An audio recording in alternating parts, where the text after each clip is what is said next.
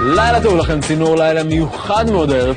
בשנות ה-80 כיכבו בדיסקוטקים מכונות תאורה שהקרינו קרני לייזר ושיגעו את הרחבה, אבל עכשיו אורי אבן, אתה מספר לנו על פיתוח מהפכני באותן קרניים. נכון, לילה טוב אביב, אז עד היום אנחנו הורגלנו לראות את קרני הלייזר, אבל בעזרת טכנולוגיה חדשנית נוכל גם להאזין לצלילים שהן מפיקות, ואולי זה הקאמבק הכי גדול של הקרניים הירקרקות.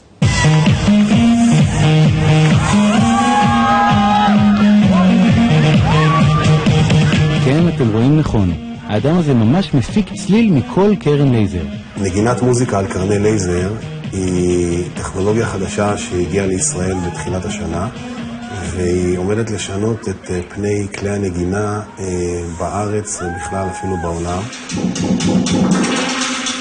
והאפשרויות הן בלתי מוגבלות. אקורדיון, חלילי פן, כל דבר שאתם יכולים לדמיין, כל כלי שקיים בעולם, מכינורות ועד מערכות תופים.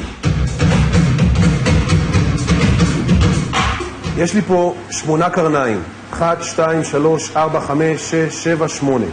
הקרן הראשונה, ברגע שהיא נחסמת, השנייה כבר מוציאה לי צליל אחר. החיישן הוא מזהה את הנקודה שאתה חוסם את הלייזר, אז זה עוזר לו טיפה שיהיה לו יותר ברור.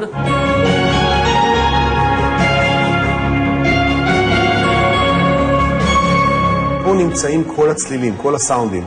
מעבר לזה, בעצם המחשב מחזיק את כל הנקודות שנשלחות מהקרניים שנחסמות. ואם אתם עדיין לא השתכנעתם שזה אמיתי, החלטנו לבדוק את זה בשבילכם. הנה הכפפות.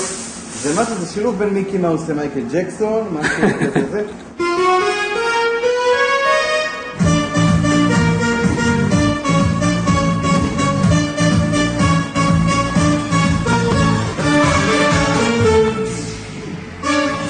אוקיי, וואו. וואו, זה ממש מגניב.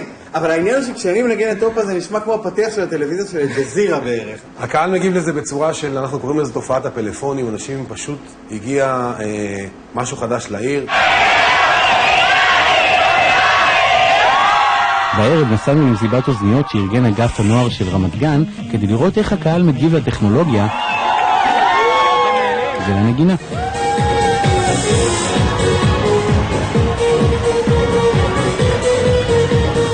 ואם חשבתם שקרני הלייזר הלכו לעולמן בשנות ה-80, הסתבר שגם היום אפשר ליהנות עדיין מהקרניים הרקרקות.